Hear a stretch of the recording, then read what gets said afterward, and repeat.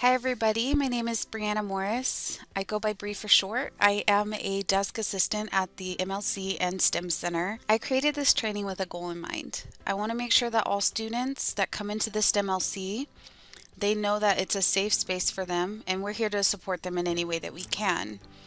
With that being said, paying special attention to those students that do confide in us and share with us a little bit more of what they may need for support outside of just tutoring. So that means being able to connect them to other resources and other departments for additional support. We need to let them know that we're here for them any possible way that we can be. With that, we are going to focus on 10 different things. A lot of these are going to be defining these terms and understanding the difference between the two of them, and there will be examples provided as well. Most of these terms are what you would go over in a Sociology 101 course. The basic concepts that are then built upon and then theory is involved. But this is basically Sociology 101, going over specific terms that impact populations and communities at large. So getting right into it, we're going to focus on equality versus equity. Equality is sameness. It's when everyone has the same thing, but that only works if everyone starts from the same place. Equity is fairness, so access to all the same opportunities, whatever it means to get that person to be at the same starting point as everyone else. And before we can really enjoy equality, we need to ensure equity, which means making sure that everyone is able to start from the same place. Race versus ethnicity, this is interchangeably said, right? In our country, in our society, in school, everywhere that we go, race and ethnicity is used interchangeably, but there is a huge difference. We identify race based on physical expressions, so that's how our genes manifest in our physical appearance. What races exist varies over time as well as countries. There are races that were included in the US Census that are no longer used, such as mulatto, in more detail breaking down the black and brown community. As sociologists, we identify ethnicity as where you come from, right? Your ancestry, language, religion, or shared community identity, but race does not equal ethnicity. And so there is no real genetic basis to race, but it does have social consequences. If you're judged by your appearance, by the racial group that you're a part of, or even if you appear to be a part of a specific group, that may depend, that may determine how you are treated. Implicit bias. And I went to Webster's dictionary for this definition: a bias or prejudice that is present but not consciously held or recognized. So it doesn't mean that people are walking around intentionally excluding others and making them feel badly, but that does happen without that intent all the time. And as you can see, I have this implicit association test linked here. It was created at Harvard, and it does not claim to be accurate, but what it does do is create a space for a conversation to start. There are really good questions on there that may help you even just think about, how can I make sure that my upbringing and unconscious thoughts do not impact how I treat others? I still think it's very useful, but I want you to know that there's no judgment there. If you get a score that you're unhappy with, that's, we can discuss it. It doesn't mean that it's defining you or that it's even correct. But what it does do is give you an opportunity to think about it. It's a thought-provoking exercise. So I'm going to read this quote. We recommend setting aside 10 minutes a day to think through questions and actions suggested. Being self-reflective about our upbringing and about the unconscious thoughts of our brains can be uncomfortable. But just a reminder that the most important thing that we can bring to teaching and tutoring is who we are. These activities are meant to support you because you work so hard to support your students, and I couldn't agree anymore. It's really just to give you an idea of any unaware biases that may be present and how, just once there's awareness there, you can change, right? We can work towards getting better. And then I have this video. It is done by this doctor. She has her own YouTube channel where she goes through different terms and then gives examples. So in this specific video, she did an episode about intention versus impact, and then gives an example of how she experienced that through trying to go to her boss and tell her that she was experiencing discrimination within the workplace. So I'm going to go ahead and play this for you guys.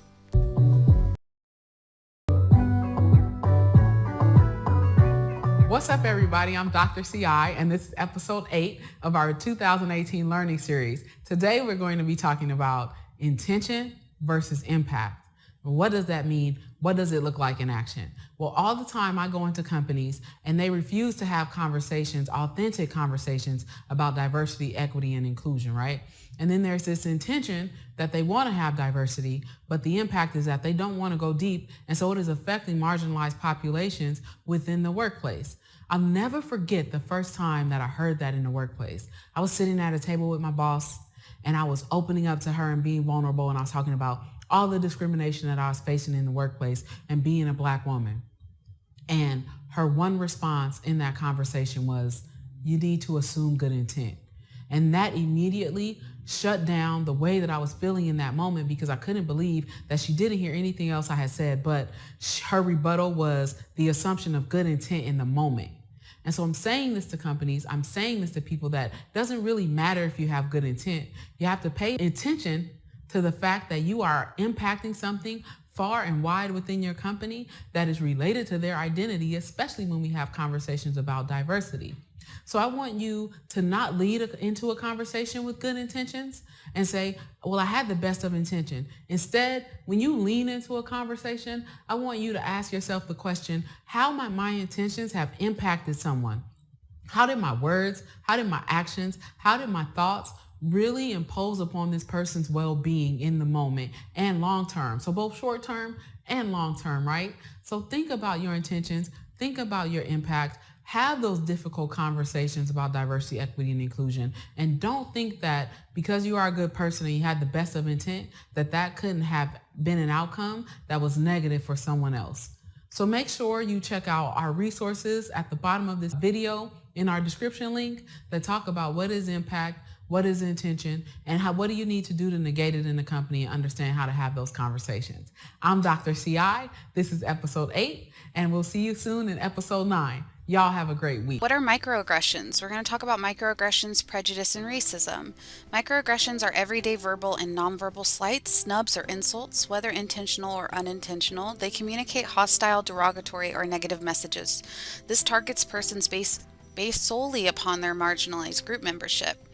And the macro impacts, language matters, right? The cumulative effect of microaggressive behavior towards an individual can have devastating effects for that individual's well-being. Stereotype threat, that risk of confirming a self-characteristic that other people are grouping you in because of the social group that you're a part of. Imposter syndrome, referring to a high-achieving individuals marked by an inability to internalize their accomplishments and persistent fear of being exposed as a fraud.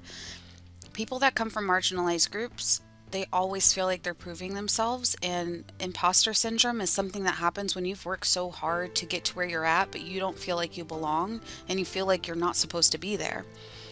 And all of this leads to poor self-confidence, depressions, poor self-image, internal frustration, anxiety, trauma, that feeling of not belonging. And, it has two examples. Where are you really from? If somebody asks where somebody's from and they look to the person that's asking, they look like they can't be from where they say they are, and they respond, "Where are you really from?" It's insulting. "Wow, you're really articulate." This is something I have been made fun of for. Enunciating my words, I've been laughed at. It's implying that you are surprised that that person can speak properly, and it's just an unnecessary thing to ask or comment on or say. Prejudice, preconceived judgment or opinion, an irrational attitude of hostility directed towards an individual that's part of a specific group, race, or their supposed characteristics. Racism, the belief that race is a fundamental determinant of human traits and capacities, and that racial differences produce an inherent superiority of a particular race. This is something that it may not be intentional, but through that, the outcome is the same. If you treat people poorly because of the color of their skin or what they look like, because you feel like that you are superior to them, just because you don't see that it's because you are white and that person is brown, just because that understanding doesn't take place doesn't make it less racist. So that is something that a lot of people don't understand, I think, and I definitely wanted to bring that up into the discussion today. Stigma and stereotypes. So this video is of a psychologist, a therapist. She speaks on how stigma and stereotypes impact her clients, her patients, and when they come to her, she's kind of speaking for them, kind of using her voice to express how this impacts individuals immensely. Obviously, one of the things that's very important to me is that our clinical treatment be appropriate for diverse cultural groups, that we think very carefully about, what we're doing, and is it really universal, and, might some ways of working be a better fit for some clients than others, or even are there issues that we need to consider in working with clients of diverse backgrounds. I also think about not just cultural diversity, but also clients who are members of historically oppressed or stigmatized groups, so that it may not be ethnic or racial diversity, but people who might be looked down upon in society in some way, or might be excluded from different aspects of society in some way, where there's perhaps a lot of stereotypes of prejudice. So people in the LGBTQ community, people with physical disabilities. So the notion of exclusion and stigmatization, I think, are important to look at. And with depression, I think that those allowing people the space to talk about those kinds of experiences is very important as well. Is there a way that you language it to invite them to explore that? Right. So I often talk about very, very much experiences in the world, like, and how the world treats you. How do you think the world sees you? Those kinds of questions, so that people begin to be sensitized. And, later on, we may talk about that issue of the inner critic, but people begin to be sensitized to what they've internalized in terms of messages from, larger society about their value and their worth. And I think sometimes depression for members of historically oppressed and marginalized groups has some relationship to those issues of internalizing those negative stereotypes or those expectations that, well, you're not really capable, those sorts of things. So I think that that's important. I think it's also important to be very direct. So I'll ask people specifically, have you had experiences with discrimination or racism or heterosexism or homophobia or whatever the relevant issue is? It's very direct. And my experience is that people find relief when you put those things in the room very directly. You're saying, I'm open to talking about this. I'm not afraid of it. And, you can share those types of experiences here. So I think that those issues feel very important to me for therapists to consider, in addition to, sort of the typical things people might think about in terms of depression, but integrating.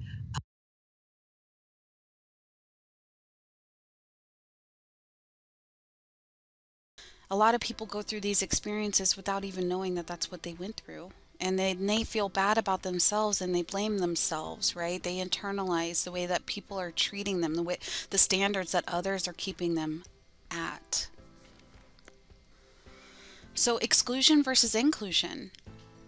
Seeing oneself as inferior, that's what happens when you feel excluded. The onset of stereotype threat, embracing those stereotypes because everybody is labeling you as that. Causes emotional pain akin to physical pain. Emotional pain can turn into physical manifestations. So, exclusion versus inclusion. Seeing oneself as inferior, that's what happens when you feel excluded. The onset of stereotype threat, embracing those stereotypes because everybody is labeling you as that. Causes emotional pain akin to physical pain. Emotional pain can turn into physical manifestations. Threats to the fundamental needs. You may not even be able to express what you need because you have felt so excluded that, what would be the reason for me to speak up if no one is even seeing me, right? Inclusion, what it feels like, what it looks like, eliminates that insider versus outsider culture. No clicking up, just everyone's on the same team. Everyone is here with the same goal in mind, and that is to help students any way that we can and focus primarily on that, because without our students, we wouldn't exist. There wouldn't be a center. There wouldn't be tutoring if there were no students. Most of the departments on the campus wouldn't exist without students. We are there. Our sole purpose is to serve them the best way that we can. Employees, everyone. There should be no favoritism. Every employee should feel valued and equal. Improves productivity, it improves morale and creativity, and reduces harassment, discrimination, and bullying. If you have a boss that is harassing their employees or discriminating their employees or bullying their employees, their other employees are going to catch on with that behavior and also do it. Name pronunciation. This is a huge one. We have a lot of students that come in here from all over the world, and we have a lot of people who work here in the center that are from all over the world.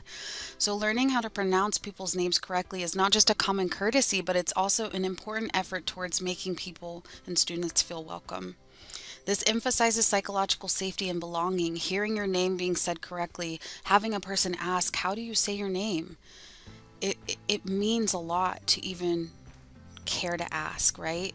And instead of trying to say that person's name over and over again and you may be unfamiliar with it, ask them how to pronounce it. Pay attention to where they put emphasis, where the inflections are. Repeat after them a couple of times, but don't overdo it. Don't create a moment out of it, right? Just hear their name, and even if maybe another time you interact with them, you need to ask them again, that's fine, but don't create this awkward moment, right? Don't make a big deal or spend a long time talking about how unfamiliar you are with their name. Gender pronouns. Pronouns are one of the ways people portray their identities. When someone asks you to use their pronouns, they are asking for you to respect their identity. If you see somebody using their pronouns publicly, like especially in Zoom, maybe it's by their name so that for you to identify them. This is, something that somebody does because they want to be seen. So it's important to refer to somebody using the right pronouns, especially if they are displaying them for you. If you use somebody's pronouns wrong accidentally, it can still lead to feelings of disrespect, exclusion, and alienation. So still that intention versus impact thing that we need to keep in mind, there's a balance. If you see somebody that is putting their pronouns out there so that you know how to refer to them, it doesn't necessarily mean that they are part of the LGBTQIA community. I think it's important that also allies show their gender pronouns so that people know that they can depend on them as an ally. It doesn't necessarily mean that every time that you see that you are to assume that they are part of the LGBTQI community. Referrals and reporting, these are just reminders from our training. The MiraCosta Care referral, that's the website there where it says visit the MiraCosta Care's website for more information. It'll explain on there a little bit what those forms are used for. Really, a care referral form is if you think that somebody's in need of the care team reaching out to them. And there's a way to set on that form whether it is of high urgency or normal or low. But it's pretty much just if you think somebody is in need for more support and they need a follow-up to ensure that, that's what that's for. And it could be somebody made you feel uncomfortable and you want to report it, or vice versa. You see somebody that's in distress and you want to report it. Bias incident reporting. If you see anything that goes against MiraCosta standards when it comes to inclusion, if you see anything that you want the school to know about, that's what that report form is for. Title IX and discrimination form is along the same guidelines. If you see something that goes against Title IX standards, or you see any discrimination of any kind, that form is there for you to use. Outside resources in other departments, so it is important to listen to our students. If they talk about anything outside of tutoring or the course that they're coming in to get help with, it's because they need more support, right? We have access to that. We have access to every department at our fingertips, through the via MiraCosta website. We can connect them and link them to whatever it is that they need, even if it's from other campuses on campus or other resources that you may know of. If you know of any shelters or food banks, food distributions, anything like that. There are many programs and clubs on campus where students can get more support and have an opportunity to engage with other students and get more involved with the MCC community.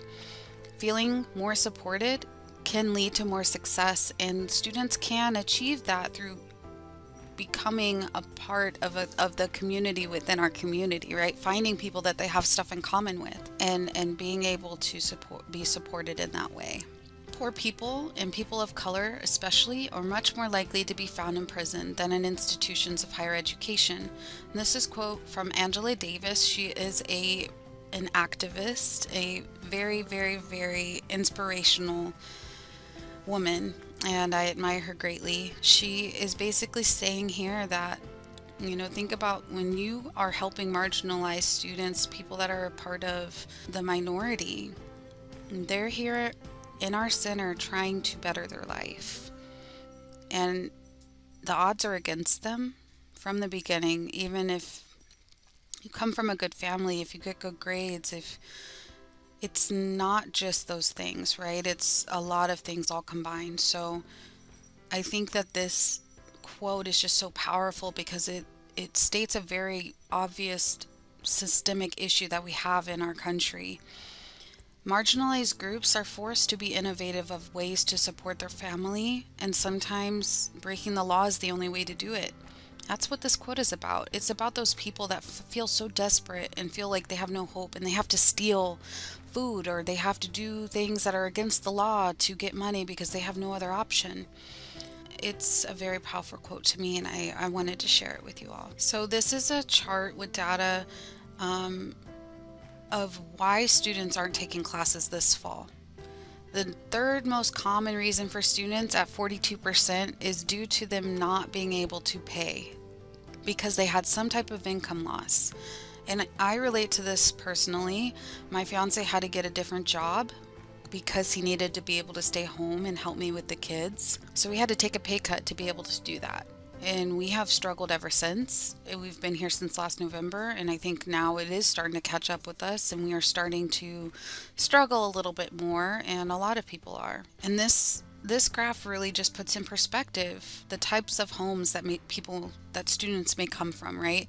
Percentage of Black students from families living in poverty by parents' educational level, and this is based on 2018 data, but I still think it's relevant. 64% of Black families living in poverty have parents with the highest level of education being less than high school. 45% of Black families living in poverty are a mother-only household. 35% of Black families living in poverty are a father-only household. People come from different types of families. And when there's a single parent household or parents that don't have, any education outside of high school, or maybe they barely finished high school or they didn't finish high school, these students are first generation students. They are trying to break a cycle of their family of uneducated and self-sufficiency. They're trying to do a lot. It's a lot to just be the first parent or the first student in your family. You don't have any other help other than the centers and the tutoring services that the school offers. So I wanted to highlight this just so that we keep that in mind when we are interacting with students, and we may be helping a student that is the provider of their family. Maybe they're a single parent themselves. Just things to keep in mind. If students are not well, not physically, but mentally, if they are not living in a space that is safe, or they don't have access to nutrition, they can't pay their bills, those are the things I care most about as a faculty member this semester.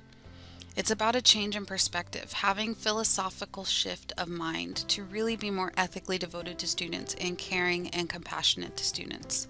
I chose this quote because I find it to be exactly how I want to help students. Her philosophy just matches mine, and I want to spread that to everyone, to come from a place of love. And people come from all over. They have different experiences. And we need to be sensitive to that as a center, as a support center. We need to be careful. I hope that you guys enjoyed this training. There will be an opportunity to discuss further. And if you have any questions, you know where to find me. Bye for now.